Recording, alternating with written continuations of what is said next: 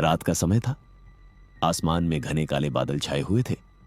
ठंडी हवा बीच बीच में पेड़ों की डालियों को हिलाती और अजीब सी सनसनाहट पूरे वातावरण में भर जाती। उस रात की खामोशी में कुछ तो था जो सामान्य नहीं था। बस धीरे धीरे सुनसान सड़क पर चल रही थी। सड़क पर दूर दूर तक न कोई आदमी, न कोई रोशनी, सिर्फ अंधेरा और बीच बीच में बिजली की चमक। अंदर बैठे यात्री खामोश थे, जैसे सब अपने अपने विचारों में खोए हुए हों। अचानक ड्राइवर ने तेज ब्रेक मारा। टायरों की चीखती आवाज सुनसान सड़क पर गूंज उठी और बस झटके के साथ रुक गई। रामू ने चौंक कर इधर उधर देखा और हड़बड़ाते हुए उठ खड़ा हुआ। उसने अपना छोटा सा बैग कंधे पर डाला और जल्दी से सीढ़ियां उतर गया। दरवाजा बंद हुआ और बिना कुछ कहे बस आगे बढ़ गई।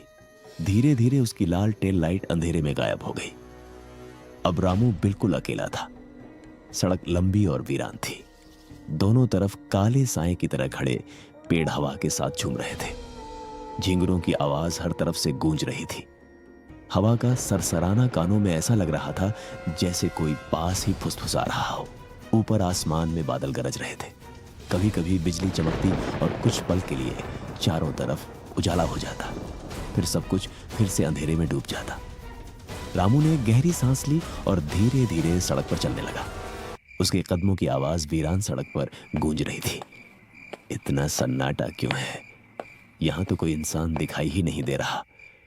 वो तेज चलने लगा, लेकिन जितना चलता उतना ही बेचैन होता जाता। बार बार उसे लग रहा था जैसे पीछे कोई उसके साथ साथ चल रहा हो, लेकिन जब भी वो मुड़कर देखता, पीछे सिर्फ अंधेरा और हिलते पेड़ होते। काफी देर चलने के बाद रामू ठिठक गया। आसमान और काला हो चुका था। हवा तेज हो गई थी और बिजली अब और ज्यादा कड़कने लगी थी। रामू ने चारों ओर देखा। रास्ते का कोई निशान उसे साफ याद नहीं आ रहा था। उसके चेहरे पर घबराहट साफ झलक रही थी। यार, कौन सा रास्ता था? कहीं मैं रास्ता तो नहीं भूल गया? वो थक कर एक बड़े पेड़ के नीचे जाकर बैठ गया। उसका बैग उसके पास पड़ा था। उसके माथे पर पसीना और चेहरे पर डर साफ दिखाई दे रहा था। कहां फंस गया मैं? ये कैसा गांव है? यहां कोई क्यों नहीं दिख रहा? अगर रास्ता न मिला तो... अचानक उसकी रीढ़ में सिहरन दौड़ गई। उसने साफ सुना था, किसी ने पीछे से आवाज लगाई थी, क्या तुम रास्ता भूल गए हो बेटा? रामू हड़बड़ाकर पीछे मुड़ा। उसकी आंखें डर से चौड़ी हो गईं। उसके सामने एक बहुत बूढ़े बाबा खड़े थे। सफेद कपड़े पहने हुए, लंबी दाढ़ी और झुका हुआ शरीर। उनकी आंखों में अजीब सी चमक थी। उनके आते ही हवा में अचानक सड़ान जैसी बदबू भर गई। रामू कांपते हुए बोला, हाँ चाचा, मैं रास्ता भूल गया हूं। मुझे इस गांव जाना है। बाबा मुस्कुराए। उनकी मुस्कान डरावनी थी। चाचा, चलो पहले चाय पी लो, फिर मैं तुम्हें रास्ता बता दूंगा। आओ मेरे साथ। रामू हिचकिचाया। उसने मन ही मन सोचा, इतनी सुनसान जगह पर चाय की दुकान, ये कैसे हो सकता है? लेकिन मजबूरी थी। वो धीरे धीरे चाचा के पीछे चल पड़ा।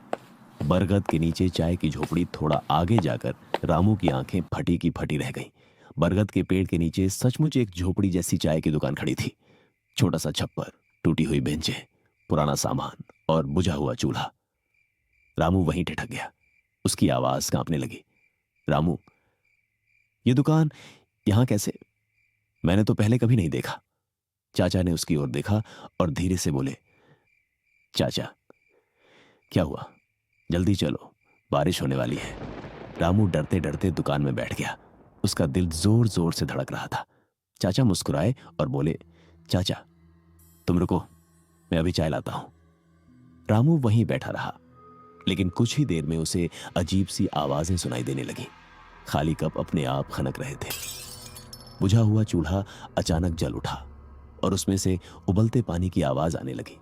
बरगद की जटाओं से पानी टपक रहा था, मगर उन बूंदों का रंग अजीब था, जैसे गाढ़ा और काला। रामू की सांसें अटक गईं। उसने दरवाजे की ओर देखा। बाहर घुप अंधेरा और तेज बारिश थी। चाचा कहीं नजर नहीं आ रहे थे। ये सब हो क्या रहा है? मैं यहां क्यों आ गया?